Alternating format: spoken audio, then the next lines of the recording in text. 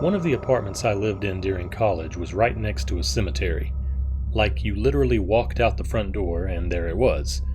There's some ironic humor in there somewhere. Anyway, this never bothered me. Living with 3 other guys and having several neighbors in a college town made everything feel lively enough. I did have one odd experience, though. We had a few days off from classes, so people were either back home or in and out doing other things. It was just me and one of my roommates that night, and we were playing games and chatting up until around 2:30 in the morning. We decided to go to bed and we went into our separate rooms. There was something weird about the air that night. May have been because everyone was gone and we were just up at those no-good hours, but even though I was extremely tired, I felt kind of alert too. I finally nestled down in my bed. I remember looking at my alarm clock and seeing that it was 3 a.m. I rolled over and went to sleep very quickly and had a terrible nightmare.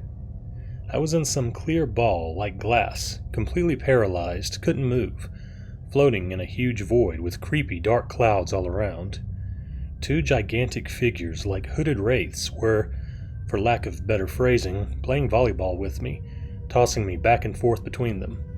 This went on for some time, all the while I tried desperately to move any part of my body.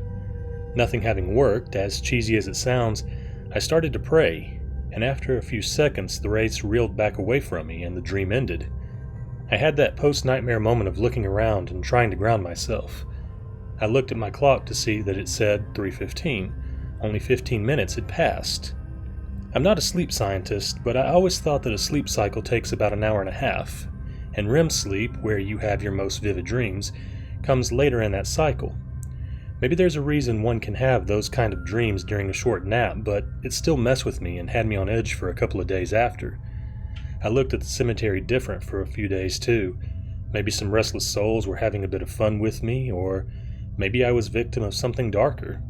Or maybe still just my overactive imagination. So, not sure if this is paranormal, but it certainly strikes on the surreal side. Most people with a cell phone these days know that at least half the calls you get are spam, and a lot of times phone carriers will show spam risk on the caller ID.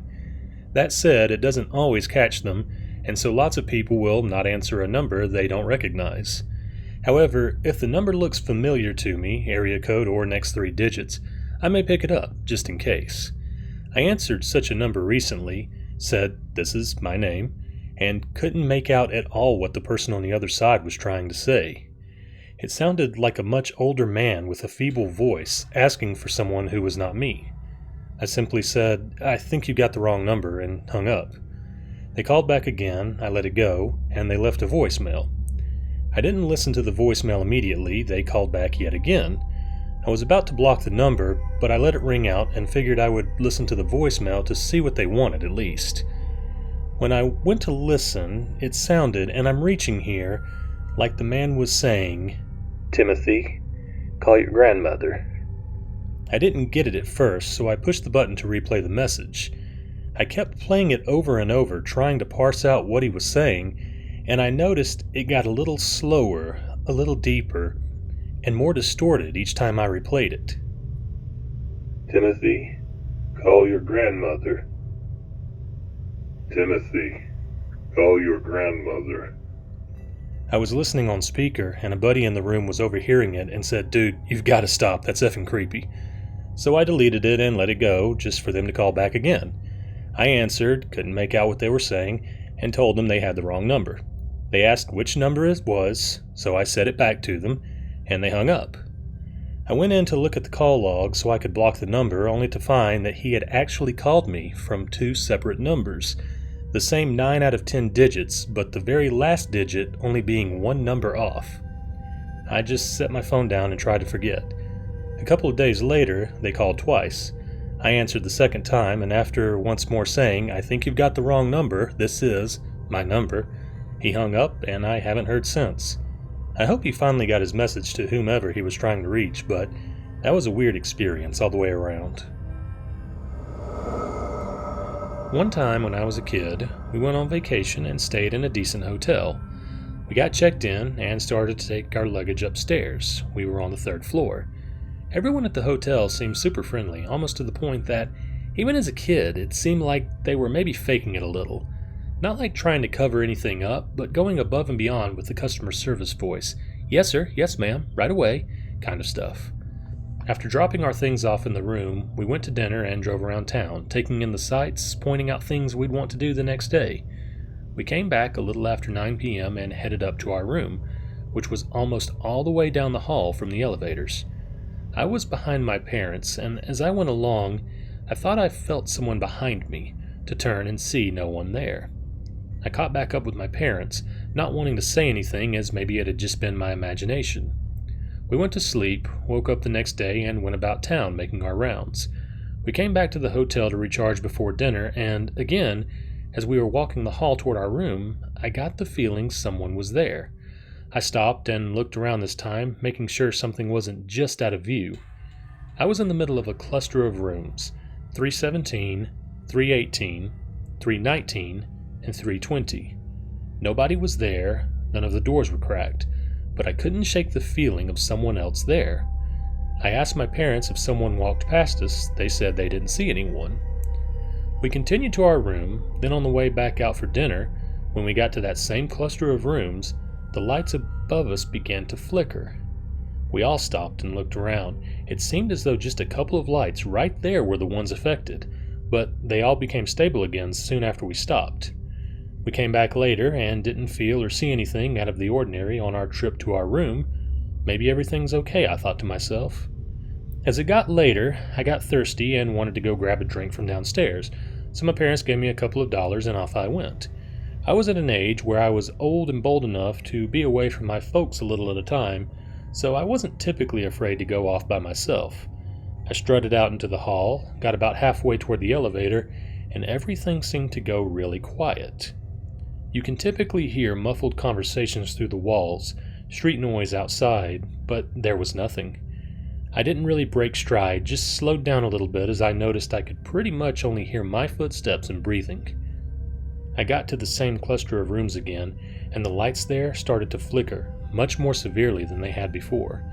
Like almost half off, half on, then would flash rapidly, then stay on for a bit before going through the cycle again. And as before, even though I was absolutely the only one that I could see in that hallway, I felt like someone was right next to me as I passed through. I livened up my pace and got to the elevator quickly, held the lobby button down like it would help the doors close faster. When the doors opened back up, I heard plenty of ambient noise and felt at peace again. I got my drink and headed back up the elevator. When I got off, I looked down the hall to see that the lights that had been flickering were now completely out.